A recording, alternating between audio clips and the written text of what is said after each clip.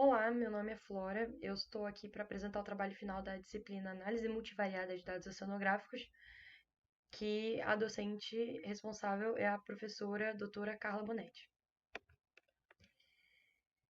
Bem, o meu objetivo nesse trabalho final foi, a partir dos meus dados, verificar se eles apresentam uma relação entre as variáveis ambientais escolhidas, né?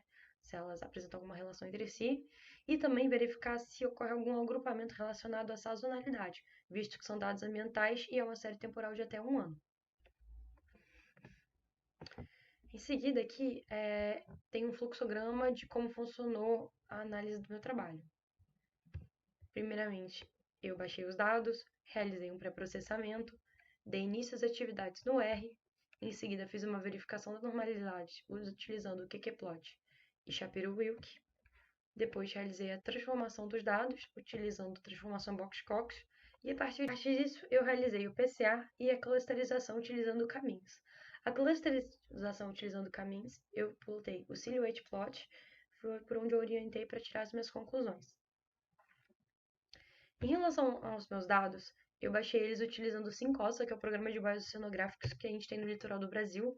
A boia que eu utilizei foi a do Rio Grande do Sul.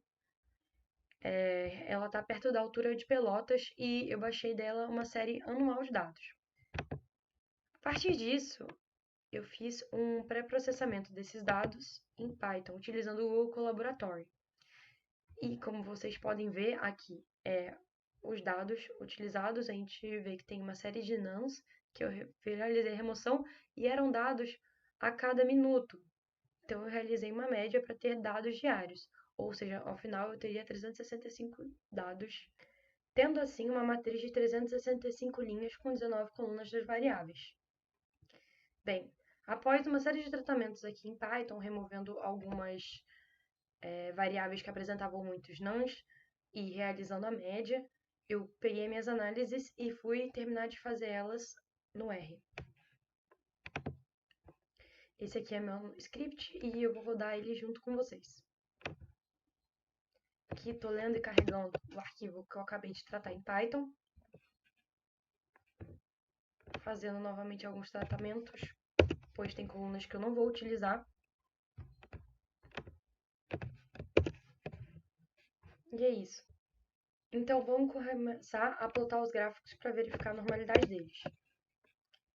Aqui ao lado a gente já pode ver que não apresenta que está seguindo a reta normal. Temperatura média também. Ok, então percebemos que os valores não estão muito agradáveis. Vamos começar a realizar o teste de Shapiro-Wilk também, para ver se isso persiste e realmente os dados não são normais e é necessária uma transformação. Carregando uma livraria, uma biblioteca.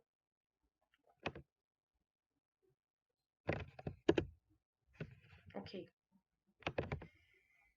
Bem, novamente a gente não vê uma distribuição normal a partir dos dados, então a gente assume que precisamos realizar uma transformação. E vai ser o nosso próximo passo da nossa análise estatística.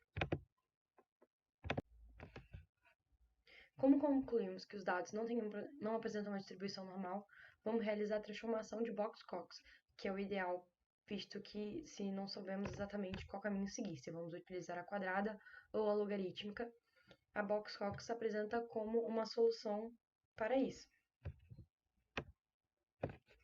Carregar algumas bibliotecas, realizar a transformação variável por variável e salvar elas numa matriz final.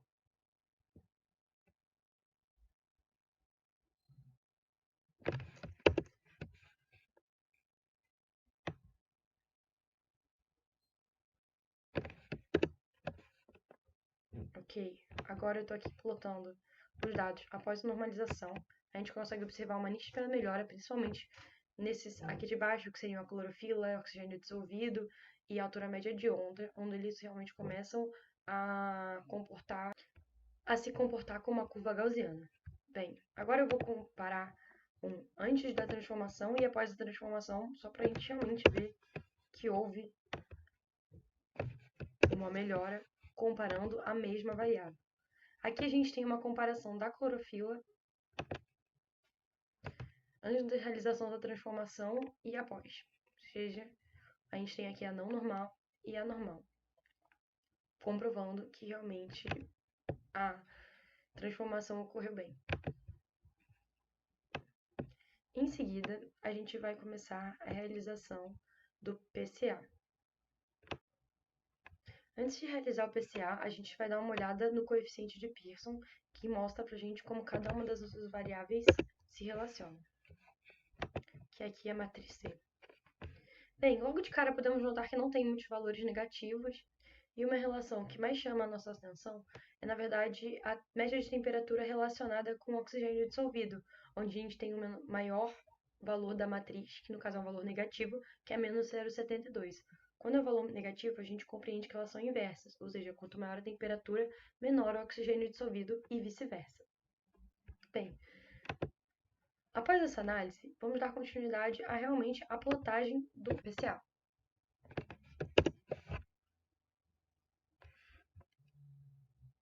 Muito bem. Então, a gente pode observar aqui nesse colobar que 16 aqui representam as maiores contribuições e 4 para cinza é quem representa as menores. Logo de cara, a gente já vê que a temperatura apresenta muita contribuição nesse conjunto de dados e ela é diretamente oposta ao oxigênio dissolvido, que era o que a gente já tinha observado no coeficiente de Pearson. Então, o PCA e o coeficiente de Pearson, a princípio, estão se conversando sim. Uma coisa interessante é que a gente pode ver que tem uma concordância com a turbidez e o oxigênio dissolvido, o que me parece assim um pouco raro, porque essa boia é na altura de Porto Alegre, no Rio Grande do Sul, então a gente sabe que é uma água com uma turbidez muito forte, e a princípio o oxigênio dissolvido estar concordando com isso me parece raro. Mas ao mesmo tempo, se a gente olhar o outro quadrante, a gente tem aqui HAVG, que é a altura média de onda, e HSIM, que é a altura significativa de onda, e esses dois vetores estão quase se sobrepondo, super se concordando, que faz sentido, sim, é esperado. E a gente tem o mesmo aqui para a questão da direção do vento, onde a gente tem a média da direção do vento e a média da direção do vento com norte magnético, que também são dois vetores que estão praticamente se sobrepondo. O interessante é que a salinidade, que está aqui praticamente sozinha entre a temperatura e a altura significativa de onda.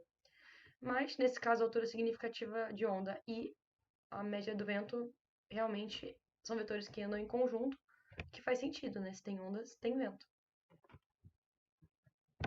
Bem, agora chegando no final da nossa análise, vamos chegar na parte de clusterização, utilizando caminhos.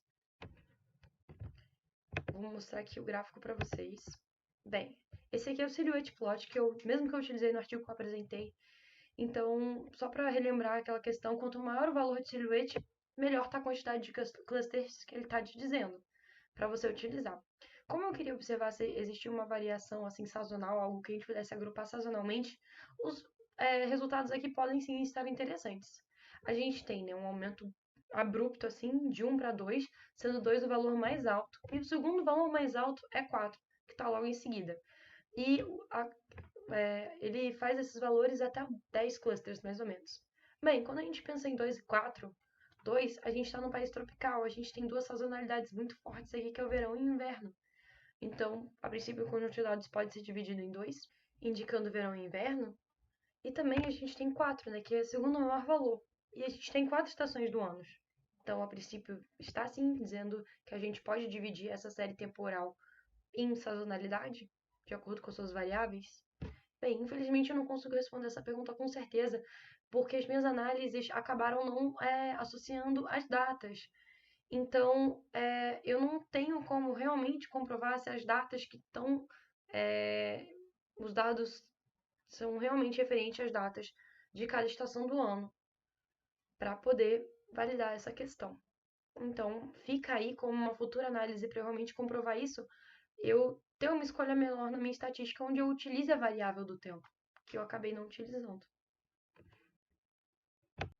Bem, então a princípio a gente pode concluir que sim, é possível notar uma relação entre certas variáveis, porém ao mesmo tempo, algumas a gente precisaria encontrar uma explicação de por que elas se comportam de certa forma, talvez utilizando outros métodos estatísticos. Principalmente quando eu me refiro à clusterização. Talvez seja interessante a gente testar outros métodos de caminhos para ver os resultados que eles vão apresentar e ver se a gente encontra algum sentido nisso. E também, a princípio, eu preciso utilizar a minha variável tempo mais claramente nas minhas análises, para poder observar se o dado que ele está dando aquele resultado é referido a que estação do ano. Bem, é isso. Muito obrigada pela atenção de todos. E eu termino a minha apresentação.